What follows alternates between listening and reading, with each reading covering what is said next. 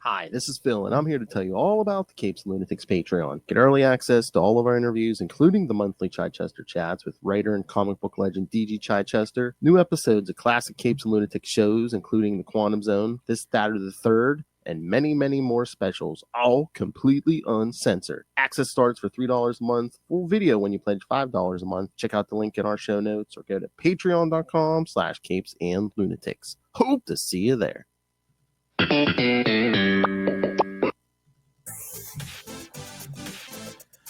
Hello, everyone. It's that time again. She's a little bit salty. He's a whole lot of petty. And together we're the Salty and Petty Podcast. Duh. The Salty and Petty Podcast. That's right. No. I am H.E. Pennypacker, a wealthy industrialist. Oh, no. That is Lane Bennis. No. Yes, that's right, kids. End of the year, last episode, last Salty and Petty of the year. We're going to do, of course, Seinfeld, Season 8, Episode 20, The Millennium. Numanium. Numanium! You know what the episode art's going to be, right? That picture Kramer was holding in bed. Oh, yeah. Yeah, I forgot. I mean, again, I can't forget Seinfeld episodes, but I forgot this was the one with the other storylines, too, like Elaine and Punta Maya. Yeah. And George trying to get fired. Yep. But we didn't talk. Yep. Classic ABC story. And Jerry and the new girlfriend in the speed dial. Again, another sign of its time as the speed dial. I remember when cell phones still had speed dials, technically. I think you could still technically do it with your phone. This just takes a little more effort now. Yeah, again, with cell phones these days, you just go to the person's name or just go to your recent calls and hit a button now. All right, so which storyline should we tackle first? I think we'll just kind of go in like the one that takes the biggest chunk, I guess, which is pretty much George trying to get fired. So I guess we'll just kind of start there. Yes. Let me see. I'm gonna see. I forgot who. Oh, okay. Yeah, this is like the later season, so it's like not really a lot of the writers aren't really like ones that have been there for a while. You know, the shakeup after Larry David and all that. So this one was written by Jennifer Crittenden, and then of course directed by Andy Ackerman. He's directed a couple of episodes. We have Wayne Knight as Newman, Richard Hurd as Willem. I think this is the last time we see him. Lauren Graham, shout out to my Gilmore Girls, as Valerie. Luann Gideon as Mrs. Hamilton.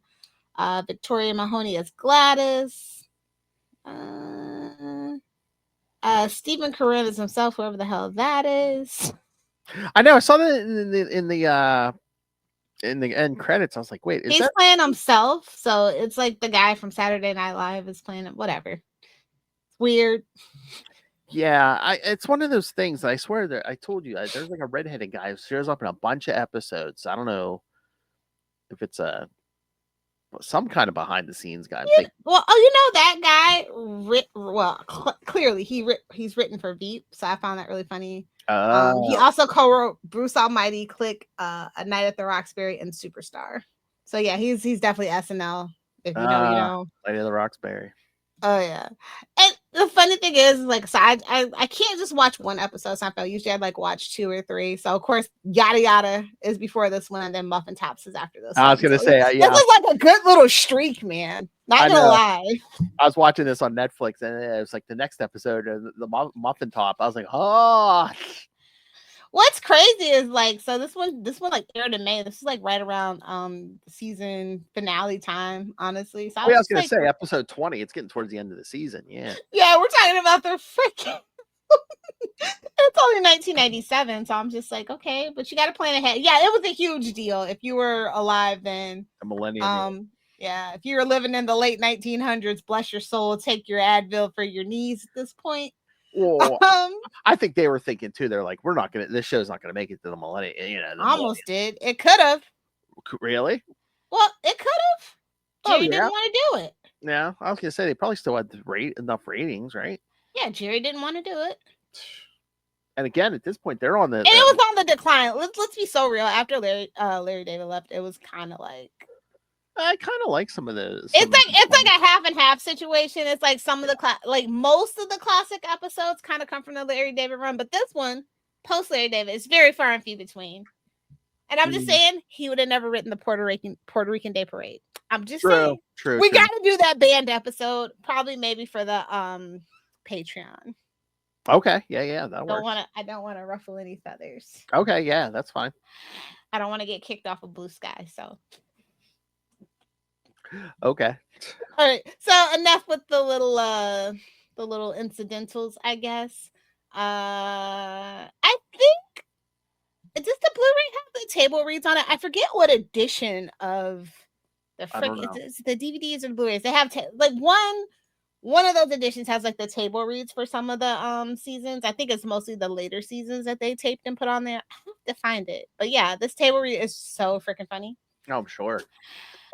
Anyway, so we'll get started. So we kind of like start at the New York Mets management secretly asking George to leave the Yankees and become their head scout. They're like, but you gotta get fired first. So he's like, oh, I was born to do this. So he's like, I'm gonna go out in the blaze of glory. But like everything he does, Steinbrenner is just like, yeah, George, get it, girl. I mean, yeah, he's doing everything. Like he wears Babe Ruth's uniform. He gets the food stains on him, and he's like, "Yeah, out with the old, in with the new." And then, like, my favorite part, of course, is his modesty, because when he runs across the field in that flesh-colored bodysuit. Yeah, bodysuit man. But and he's also dragging the World Series trophy around, but behind screaming his car insults through a megaphone, living my favorite dream. And then it's like, okay, that finally pisses Steinbrenner off, and then Mr. Willem takes the blame for it, and he's like gets fired. And he takes the job with the Mets. Yeah, because he got the same offer. Yep. I think that's my favorite part of this. This is my favorite part of the episode. I like the George subplot. I do. I love after the Babe Ruth thing, and Steinbrenner's like, he tries to put on the like Lou Gears. He's like, you don't think it's contagious, do you? I was like, ooh, that was not tasteful. That would not fly today. Big Stein can't be flopping a Twitch. And no, when he goes, did you know he wasn't even assaulting? Oh God.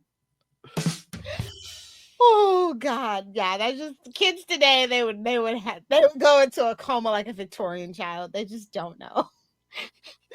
I guess the next plot we'll tackle is Elaine as she's trying to run this weird ethnic themed clothing store called Putumayo. She's trying to put them out of business because they gave her crap well, yeah. At the beginning, the very first thing in the episode, yeah, she's in the store and she has a question, but the saleswoman just on the phone and ignoring her. Basically, just a minute. Yeah. So she goes and finds another store. Well, Kramer finds it for her. Yeah. Cinco de Mayo. Cinco de Mayo. Yeah, it's Cinco de Mayo, and she's like, and then she finds out that it's the same woman who owns both stores. So her and Kramer decided to cook up a little scheme to change all the price tags to 99 cents. So as he's doing that, he accidentally breaks the pricing gun before he finishes. So he decides to take those little stupid desiccant packs from the clothes, and then he also drops some in the like salsa. Like, who eats salsa that's just out on a counter? But whatever. It was the 90s, babe. I mean, listen, I vividly remember. I can still vividly remember the 90s. I ain't never seen no shit like that, bro. If you did, don't do it. I mean, it was just the store. It wasn't like a strip club or anything. Listen, I'd rather have steak at a strip club than eat salsa from that counter. Oh, if you know, you know. Oh, never asked. So, like, honestly, like, so if you don't know, most like strip clubs that have food, like especially like if it's a steakhouse, it's actually separate establishment, and you can take your food in. Wait, they do. There's a combination strip club and steakhouse. Oh yeah, that's right. Phil's never been to Vegas. There's also some in Kentucky. Once, but I was never in a strip club. No. I want to say saw like 2 when I was in Jersey. I don't know about New York. New York's super, super weird about their strip clubs. It's not even worth it to go to a strip club in New York as far as I'm concerned. I think they have some in Texas. No, babe. Me and They have Lilith a are few just in California. So yeah, Lilith, they have them. no, babe. Me and Lilith are just going for the steak. No. I won't say what strip club because they're not gonna pay me to endorse it. But there is a strip club in Las Vegas. I don't know if it's open anymore. I guess I'll find out when I go in December. That the steak is actually better than the dancers. Whoa! And they have like a Michelin star chef serving it was crazy. When they first opened, it was crazy. If you know the place that I'm talking about, feel free to drop a comment in the chat if you're on YouTube. All right, you have to be of a certain age and have been to Vegas and during a certain time. But if you know the place, all right, drop it in the comments. Brace yourself, kid. Yeah, well, of course, I would rather have steak than roast beef. Philip, that is sexist. That damn near borderline incel comments there, buddy. Hey, I won't stand for it. I'm gonna have to put up with it for 4 years. I will not stand for it until then. Until January 20th. This is a incel free zone, Philip. Hey, I don't pick on women. I pick on everybody. Yeah. Keep it that way. Watch it, mister. Okay, fine. You'll get canceled. Hey. Okay, fine. Okay, here we go. Yes, I'd rather have steak than cocktail weenies. There you go. Thank you. Or shrimp. Or crabs. Definitely never get the seafood. Not gonna lie, but a steak can't go wrong with a steak. Crabs. Yeah, speaking of, Lil's coming out of retirement in 2025. I don't know. It's scary out there. I was gonna say, be careful out there, kid. It's scary. I might just work on my Android, honestly. But yeah. So yeah, no, like if you know, you know. It just depends. You have to spend a little money. You can't just be like, out in the hood going to the strip club that has like all you can eat wings. I would not recommend that. Nah, more than that sauce is gonna burn, kids.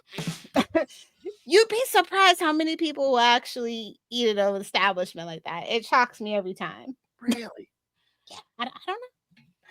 Anyway, so yeah, that was a cute little side. I like when Elaine and Kramer scheme. It's so cute, like with the whole psychiatrist. It kind of reminded me of the psychiatrist thing.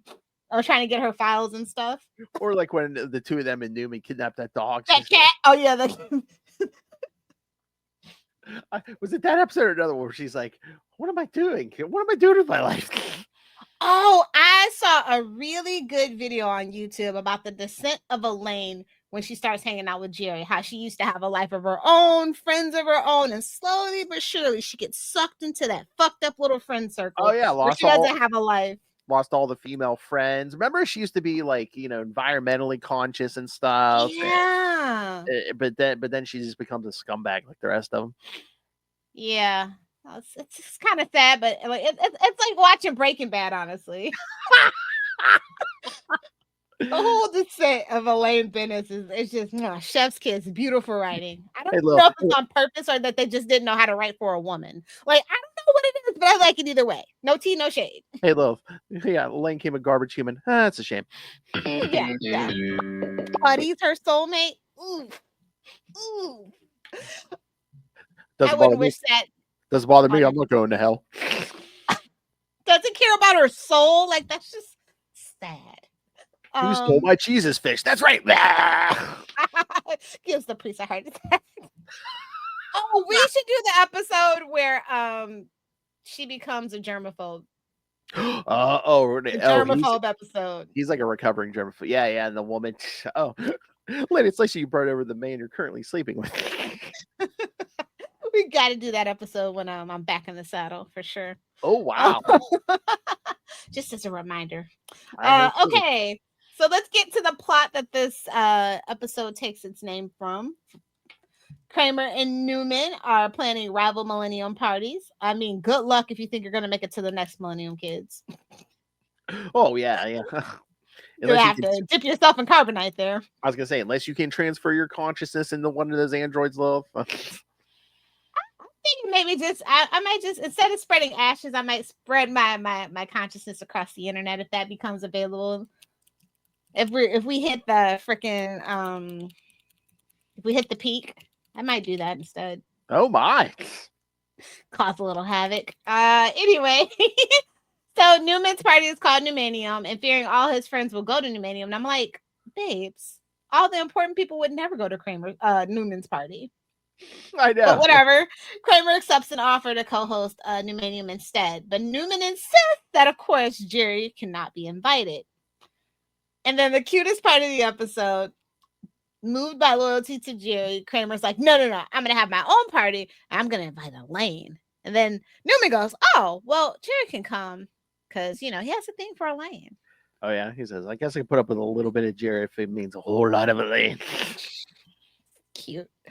Reminds me of his character just a little bit on Third Rock from the Sun in that instance. You ever seen that show? I've seen episodes. I haven't seen them all, but I have seen episodes. Yeah, that's a great freaking show. Great freaking show. Love John Lithgow. Anything he's in. So then Jerry points out to Newman that since he booked Millennium for the Millennium New Year, the hotel would have scheduled it on December 31st, 2000. Totally not true, by the way. Due to there being no year zero. Millennium celebrations are mostly universally were celebrated on December 31st, 1999, making Newman a year late and $1 short. Quite pathetic. Just his luck. Yes.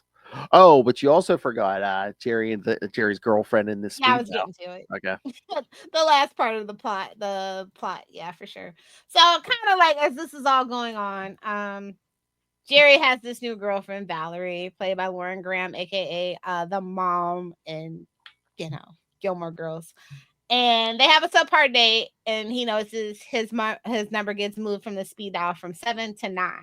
Then he takes on a really nice extravagant date, and he is rewarded by getting his speed dial ranking boosted up to number 1.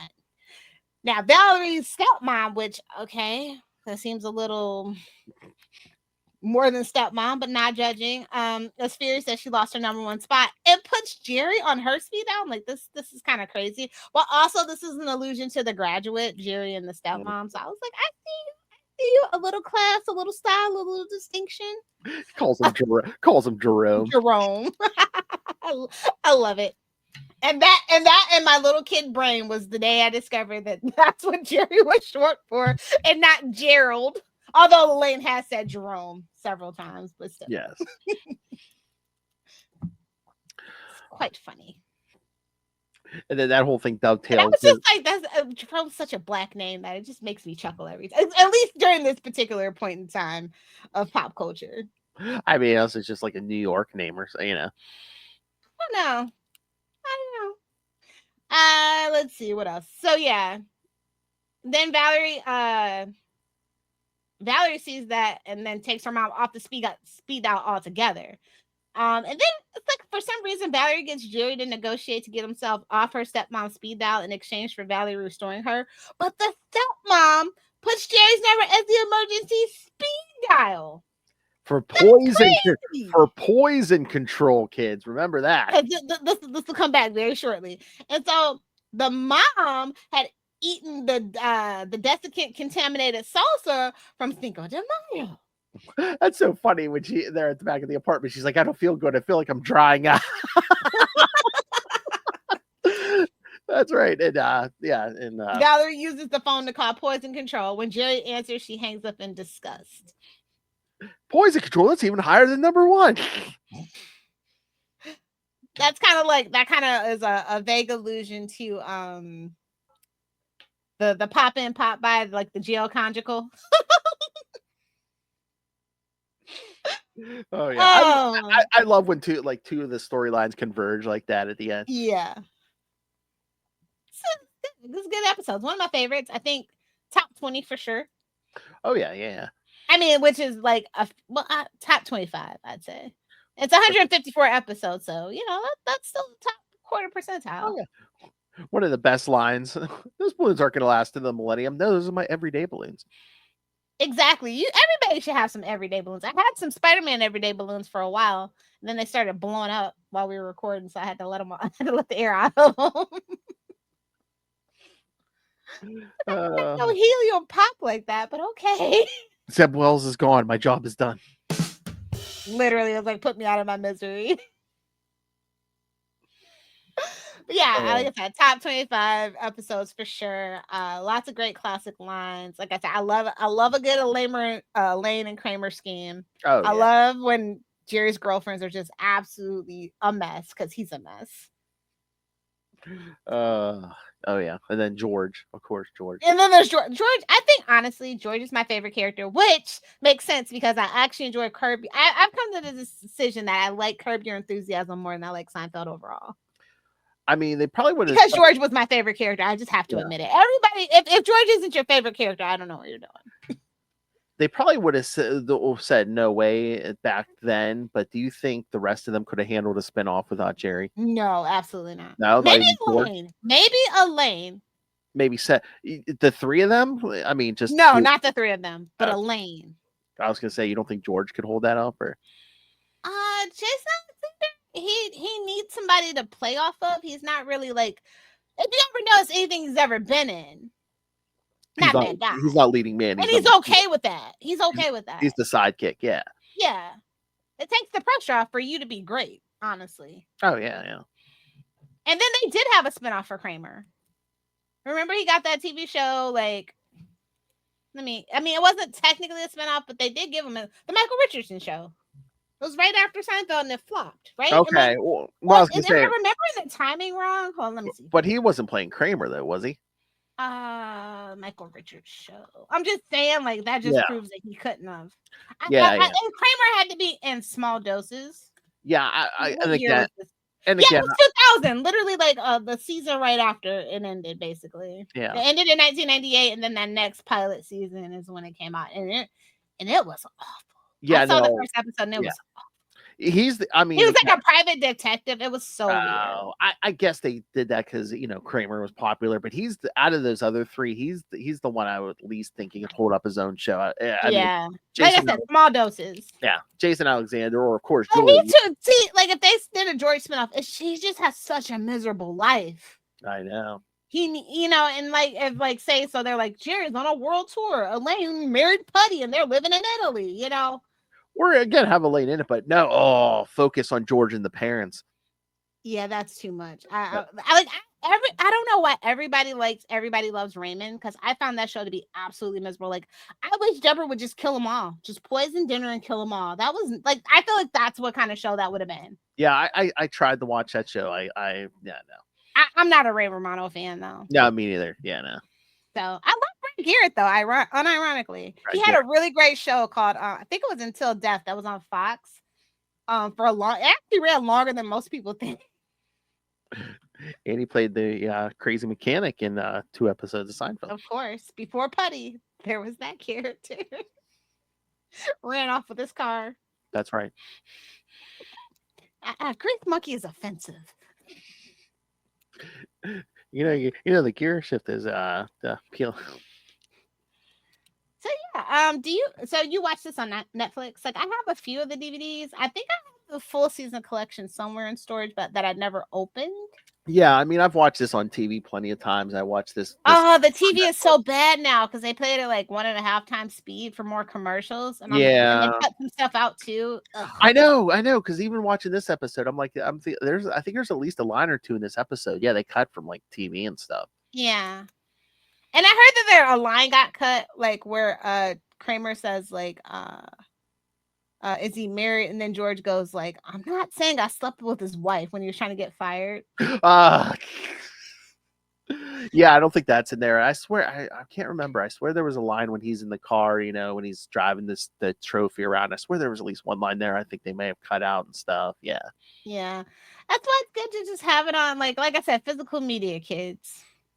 Because you can't trust them at all. Yeah, I need to get You never know what version you're gonna get. Yeah. It's kind of like if you're a Star Wars fan. Yeah. Who shot first? And why did he have to digitally re-edit that? Screw that guy. Yeah. No, I gotta get this on either Blu-ray or DVD. Yeah, just like I'm gonna get Tales from the Crypt. Already ordered, my friend. What, you got your Tales from the Crypt? Yeah. Nice. I wonder what kind of quality it's in, because I feel like it was shot in 480. It had to be something like that, because I was looking. I don't like I said, Star Trek: The Next Generation, when they did the digital HD remaster, I'm just like, that That looks so good. Yeah, because I was gonna say I don't think you can find Tales from the Crypt on Blu-ray, so No, I wouldn't imagine they were not in the best shape. HBO that era. Yeah, I don't think. Yeah. So yeah. What do you think? Where does this episode fall in your rankings? Oh God. Yeah, it's probably top 10 somewhere. Again, it's like It fluctuates for sure. I yeah. get it. Anytime when someone mentions the episode, like, oh yeah, that one. Oh yeah, that one. But no, it's up there because again, just the millennia, the party stuff and the Cinco and Punta de Mayo and just bodysuit man.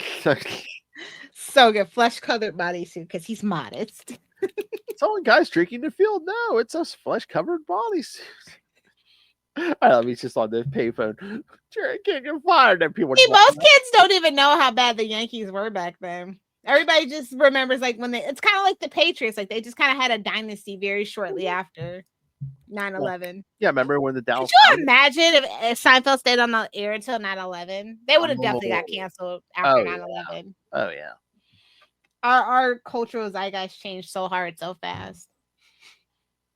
I mean, it was a different kind of show, but I mean, Friends survived it though. Yeah, they never mentioned it, and they also didn't have any black people except for that one character Aisha Tyler played for like 3 episodes. Dated Ross. So yeah, and I'm just like, well, you know what though? It's believable if you know Aisha Tyler. I'm just saying. Her husband's Oh my! No tea, no shade, no weed. But if you knew anything about Aisha Tyler as a comedian, it totally makes sense. I mean, not excusing it, but I mean, we didn't get a ton of black people on Seinfeld either. Exactly. But like most black people had the sense to stay away from them, as we saw in the episodes. They're off. Their behavior is very off-putting. They got bad juju, bad auras. Well, that was the weirdest thing. It like struck me as so odd and almost like forced in because like remember when God, was it when George and Susan first got engaged? Like Gary's like, oh, let's go see this movie, and George is like, I can't. We're doing whatever. And then later, they're going to do a different movie, I think. And then George sees Jerry come out with like some black guy. I'm like, who's this guy? We've never seen this guy before. Are we just he like was a fellow comedian, silly? Maybe. I was gonna say, are we just crowbarring it? Oh, hey, Jerry has a black friend. We have to remember that also Jerry's life's very consumed by this friend circle as well. True. But yeah, no, you're right. It could be he could be a comedian, but I was like, where else would he meet people? Yeah, that's and that's the thing that they never really explored. Like, thank God. Like, I kind of actually hated the stand-up bits at the beginning of Seinfeld. Oh, I'm not gonna lie. Yeah. Just they're not even like the best jokes either. I mean, if at all, if it was something that had you cracking up, I'd be like, okay, but I'm just like they really had to pound it in your head. Oh, remember he's a stand-up comedian and he's a stand-up comedian. And this is from a person who, I mean, I enjoyed Bill Cosby. Like, I have Bill Cosby on like actual like record. Like, if you know, you know. And like when he went from Filthy and did the rebrand, Seinfeld just took that and ran with it. And that's probably why I didn't really find it that fast. I'm like, he's just doing recycled Cosby, clean up my act so I can get a TV show. But so for me, as a person who knows comedy, I'm just like, I've never really been that huge of a fan. And that's why I definitely say I like the Larry David, because he is like a true astute person of the human condition, and he knows how miserable humans really are. And he's not afraid to speak it. And that's what I'm saying. That, and I feel like that's why Curb Your Enthusiasm just really hits me right in that little itch in my brain. Oh, that's what a little bit more. That's what we gotta do. We still haven't done an episode of Curb. That's right. Yeah, we'll definitely get to that next year. We're gonna need it. I feel like another marathon of Curb Your Enthusiasm in 2025 would do my soul some good. So. Oh yeah, pretty good. Of course, my favorite is when Vivica Fox shows up. Then it gets real. Oh, and I love she leaves and the brother just stays. Yeah, we definitely have to get some Curbed on here. Was that Jamie Smith? Yes. I love that character. So oh my God! You mentioned Cosby on that episode. Norm Macdonald was on Comedians in Cars Getting Coffee. He's like, a lot of people, think the worst thing about Cosby is the hypocrisy. Jerry's like, yeah, what do you think the worst thing is? Norm's like, the rape. Oh, bless his soul. He's I dead know. now, right? Yeah, he is. Yeah. Yeah. Yeah. No, I mean he's the one when when he was on Saturday Night Live I doing loved Weekend I loved the Norm Macdonald show as a kid. Oh my god, when he did Weekend Update and Saturday Night Live, he got in trouble with like NBC executives because he'd do an OJ. He would slam OJ Simpson like every week. He's like, yeah, the one I just saw. He goes, he was like, yeah, in his new book, OJ Simpson says that he would have taken a bullet for Nicole Simpson, and he goes, that's a shame. He's like, when the one person who would give their life for you murders you. I know. I guess one of the I don't know if it was the president of NBC or one of them was like friends with OJ, and like he got in trouble like all the time.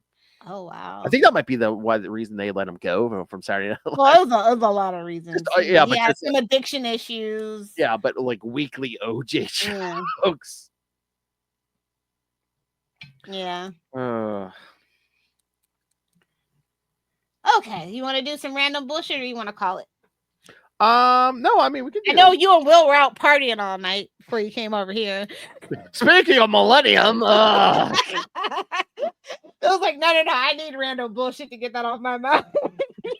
for those of you who listen to all the shows, yes, I just got done recording episode 200 of Sector 2814. So, did you guys have balloons? No, we had hats. Did you have cake? We had hats. No. Okay, hats are better. They're more sustainable, and they don't put calories on your hips. Okay. That's right. There's like not much going on. Oh, Wicked took over the box office. Oh, yeah. And Gladiator had a pretty good international debut. They made like 220 total with the international sales, but it didn't do good domestically. It only made like 50. So I assume I didn't see it. So Wicked did #1 last week. Yeah. But it's like it's kind of getting crazy though, because like I thought it was just a Barbie movie because it was Barbie and she had like they had like I think I want to say it was like 500 to 600 like partner brands like that you get like in conjunction, and Wicked, come to find out, has 400. I'm like, is this just what it takes to just saturate everybody at all times of every waking hour and every facet of their life with your movie so it's consciously sinks in? Because there's tons of people I know that aren't into musicals that went to go see it, and I'm just like, good for you. Oh yeah. I mean, remind me when we get off here. Yeah, I know even like people like people unofficially like trying to get trying to do Wicked stuff. Just I mean, it's popular. Although, yeah, they was it a Target ad or there's a Target commercial? There's all kinds of stuff. They were everywhere. They were on I think it was like a 2-month-long press tour for Wicked, like Ariana Grande and the lady that plays the green character. And it doesn't help. I mean, and it does help that they can both sing, and yeah. Although it's a whole scandal going on with that too. What? Oh my God! Have you seen Ariana Grande and that lady? They're like skeletons now.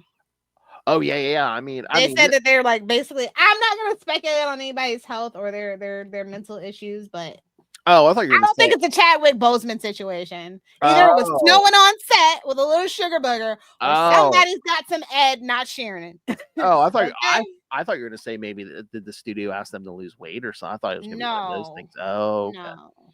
Everyone loves cocaine. I mean, how fast you would get canceled in this culture for if they even thought that. But she's Ariana Grande has struggled with it previously, so that's why everybody's kind of speculating. Well, I was gonna say I thought she was always smaller, but she's like lost even more weight and stuff. She looks like a skeleton. It's scary because like thin is in now. It's a whole thing. Like we're going back to the 90s where like you have to be a size 00, and that it's just not good for anybody's health right now. Oh no. I mean, it's the whole Hollywood. I lived through it. I'm not gonna do it again. Like they called Jessica Simpson fat when she was a size fucking 4, dude. I'll never forget that shit. That shit's ingrained in my brain. They called Britney Spears fat when she was a size 6. Mm-hmm. I mean, that's the messed up thing. It's like women, they want them to be stick thin, and then the guys, if you're like an action star or something, you got to be like jacked to them. Well, guys, it's okay for you guys to take steroids and have performance enhancing drugs. We do not approve of that. No, don't say that's okay. I'm just saying, like, people don't bat an eyelash about it. Like, I mean, just like we could talk about Batman, Christian Bale, all the things he's done to his body. That's not natural. That's not normal. That had help. Well, again, Tom Hardy, case in point. I mean, this year, Hugh Jackman, what 50-something-year-old guy? That was a stunt double for the most part, though. Oh, really? Just to be fair. Okay. Yeah. To be fair, but he does stay in pretty good shape. But we all know it's not just diet and exercise. Nobody's that fucking stupid. Like, let's be serious. Well, again, it also helps when that's your part of your job. You know, they just give you. Phil, stop. No, I'm not saying there's no tricks. I know there's tricks, Lilith. I'm just. Yeah. Let's all just be real and so fucking serious right now. I know it's an epidemic on both sides. So it's just winning, and I just. Part of the reasons I just really can't support the movie right now. I'm just I'll just go see it on Broadway. It's fine. Well, do you think someone involved in the film is like encouraging them to do that, or is that? I think somebody triggered her on purpose, personally, but that's just my theories. That's just my theories. Like, if you've never been on a TV show set or a movie set or things like that, then you don't know. But like, I don't know. It's just the vibes are off for me personally. The whole like press tour, kind of just every interview that I kind of watched, I was like, I can't watch this movie. Well, you said both of them were kind of like they're definitely spiraling together. But Ariana Grande has like a really bad habit of like mirroring people she's around. Like, I feel like she doesn't have her own personality. Kind of thing. I was gonna say I've seen her a little bit of Ariana Grande, but I wasn't familiar with the other woman, so I didn't know what she looked like. Yeah, she's the lady that played like Harriet Tubman in that one biopic, and I was just like, yeah, she kind of pissed me off when she did that movie, so I just really wasn't gonna see this movie either way. I just wasn't. I'm happy that this was like Ariana Grande's dream, like, role and stuff, and she got to do it. I just hope she gets better if something's wrong with her either way, whether she's getting over an addiction, ED, or sickness. I don't know. Just get better, please. Then maybe I can watch Wicked in peace. Maybe by the time part 2 comes out, she'll be better, and I can see them. Pissed that they didn't know it was a part 1. Did they say when part 2 is coming out? Because sometimes they like film this stuff. I want to say 2026. Let me check. Oh, okay. Yeah, I didn't know, because sometimes they roll. Oh no, they're gonna do it really quickly. 2025. Yeah, I was gonna say if sometimes they film them back to back, yeah, then just throw them. All things go to plan. Yeah, next Thanksgiving, basically.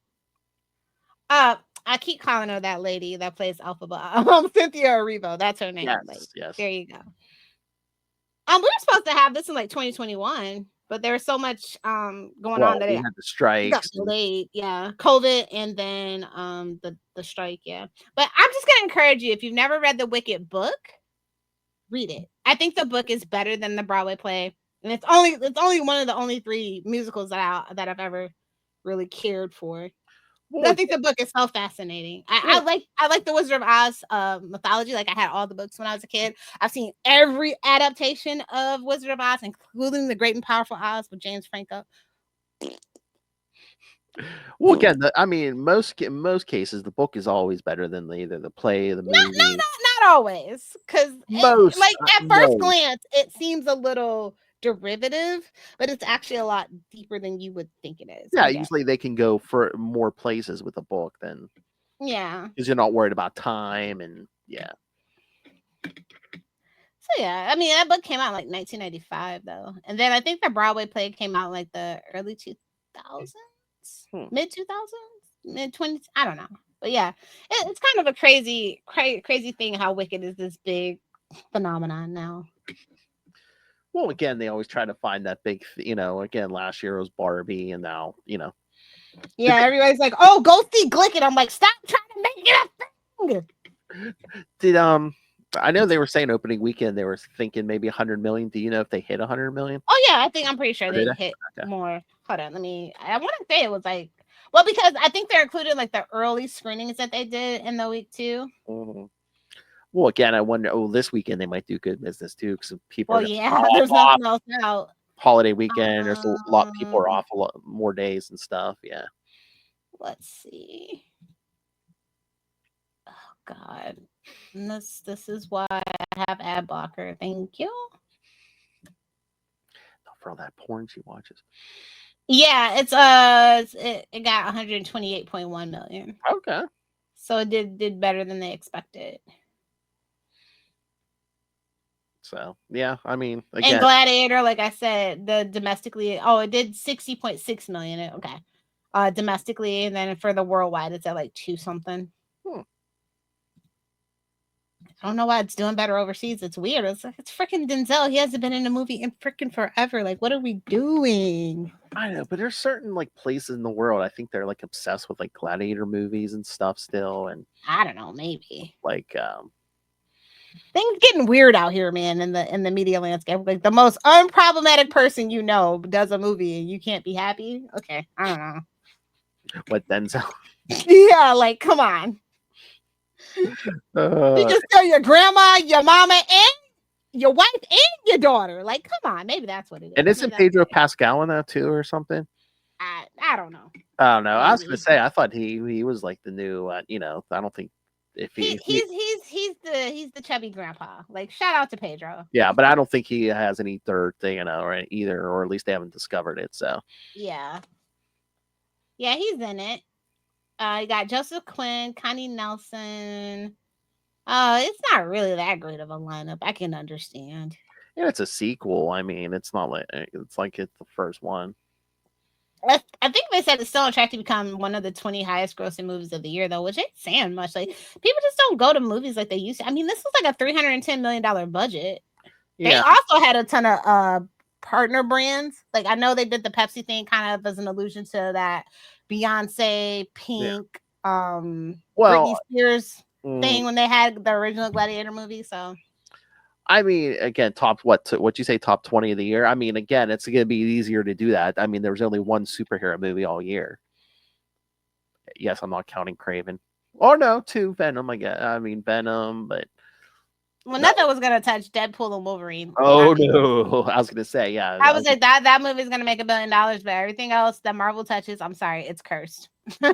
You're not ever making another $1 billion movie outside of that one. I'm sorry. Hold on to Hugh Jackman and Ryan Reynolds for as long as you can. Well, actually, I don't know. People are trying to cancel Brian and Blake Lively right now too, so we'll see. Why? We'll see how that next movie.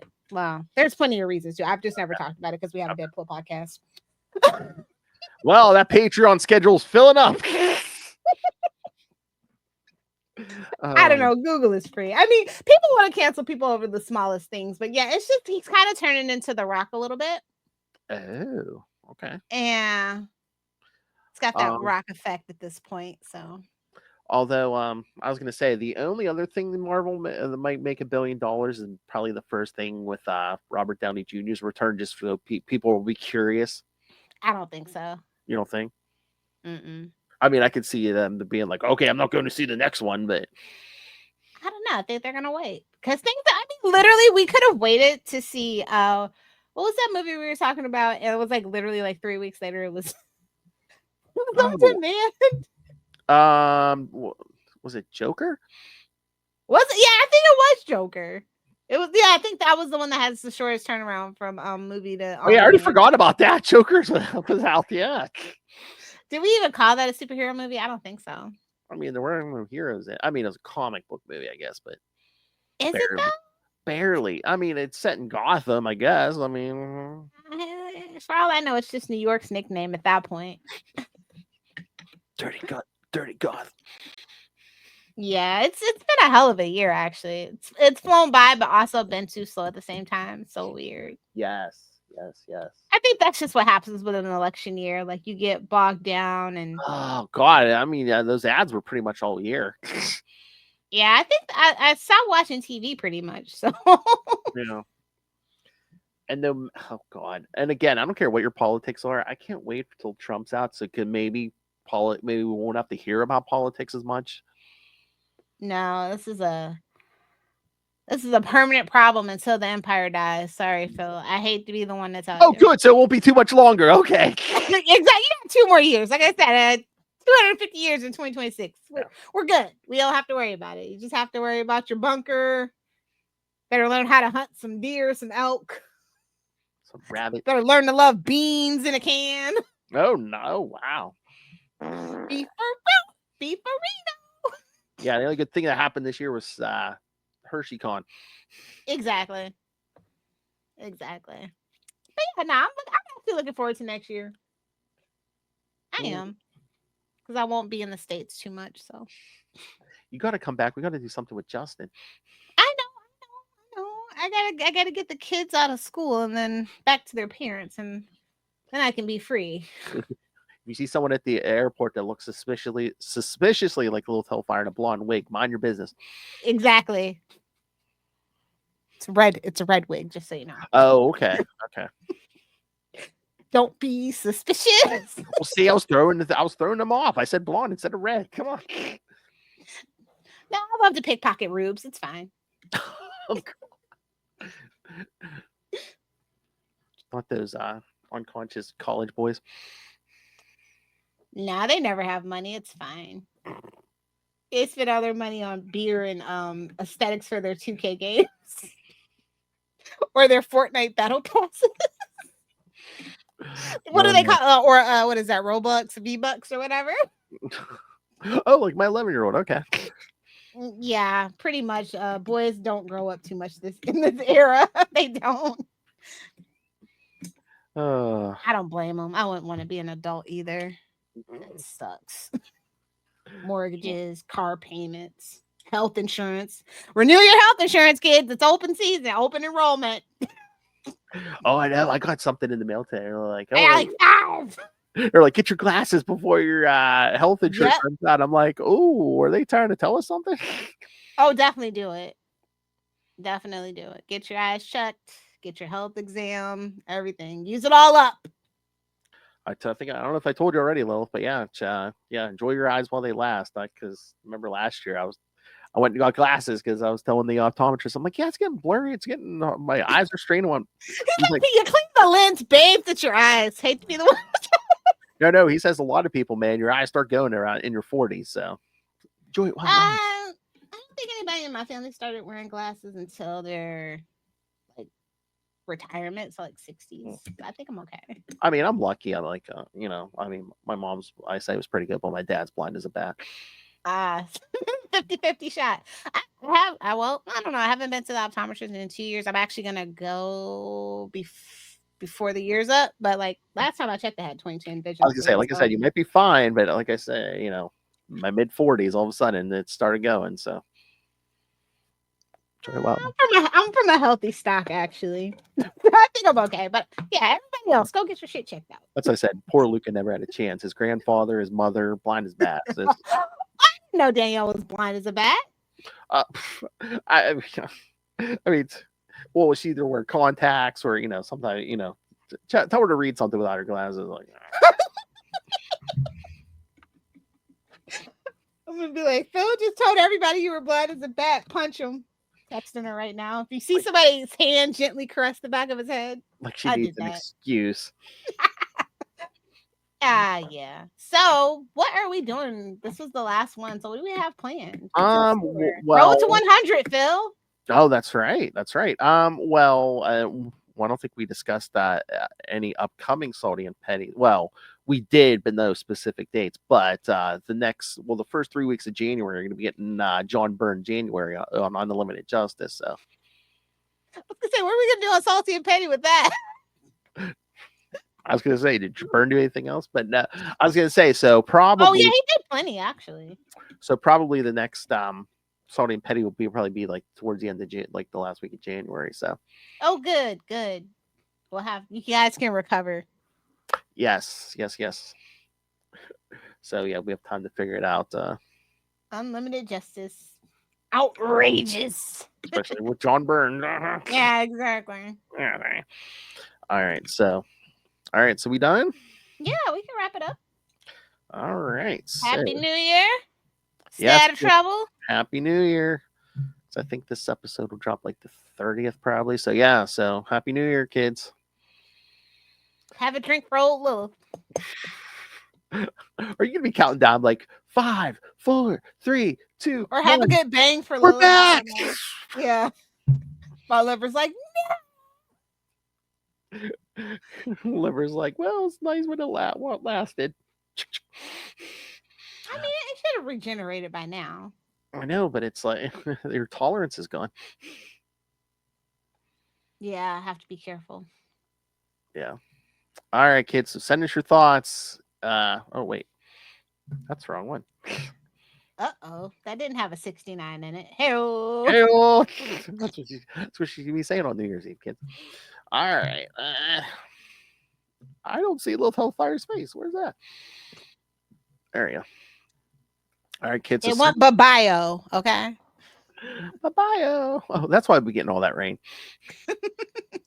So yes, kids, send us your thoughts on how Seinfeld, Wicked, request topics for us to discuss on Salty and Petty. I mean, we have a few ideas, but it's got plenty of space in the air, so request stuff. Email us saltyandpetty69@gmail.com. That's salty Good and job. Good job. 69@gmail.com. Or call the voicemail 614-382-2737. And of course, you can find all things Salty and Petty and Capes and Lunatics, episodes, social media, merchandise. Again, Capes and Lunatics merch. Perfect last minute gifts for all your family and friends. No matter what time of year it is. Get them some A just because gift. New Year's presents. Come on. And hey, Valentine's Day is right around the corner. Shh. The stores already know. Oh, yeah. That's right. Yes, you were listening to this on December 30th, kids. Yeah, the Valentine's Day candy is probably already out. So, find all that, and of course, Lilith Hellfire is going to be drunken on the rampage once again. So, please placate her by raining random money on us through the Cash App link. Make it I'll come rain. to a town near you, and not in a good way. All right, so. Yes, rain random money on us. And of course, the Patreon, where again, exclusive, uncensored content from me and Lilith. And of course, if you are a patron, you can suggest topics for discussion, like Justin has plenty of times this year. And probably at least one of his ideas is already on the board for next year. So yes, tell us what to do. Again, money talks here, kids. So yes, subscribe at patreon.com/CapesandLunatics and find everything at tubespace.io/Capes and Lunatics Podcast Network. Tubespace.io/Capes and Lunatics Podcast Network. More vicious and brutal than ever. Stay tuned for more new Justin the Owl drops, hopefully coming soon. We get that drunken video. All right, Lilith Hellfire is the newest member of Blue Sky. Yeah. She's like, Fire on Blue Sky. I don't know what to tell you. Here's what you get with Lilith Hellfire on Blue Sky. I do like things if you follow me, so maybe she'll like your thing. Maybe she'll like your thing if you're a young built man between 25 and 26. 25 and 25. Oh, you're like, 26, that's too old. Oh, Lord. So if you were born in a certain year...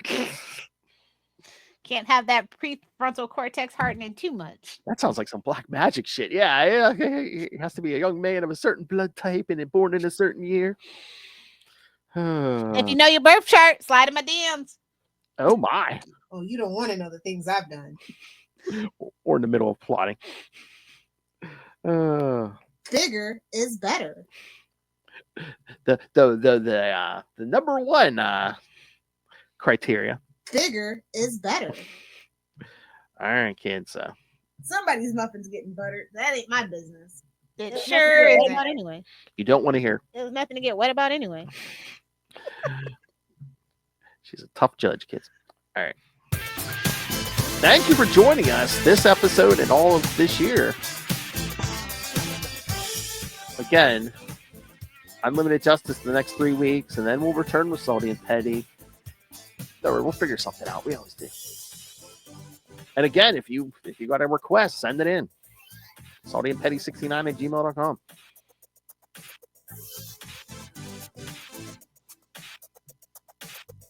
All right, kids. From now until the new Millennium.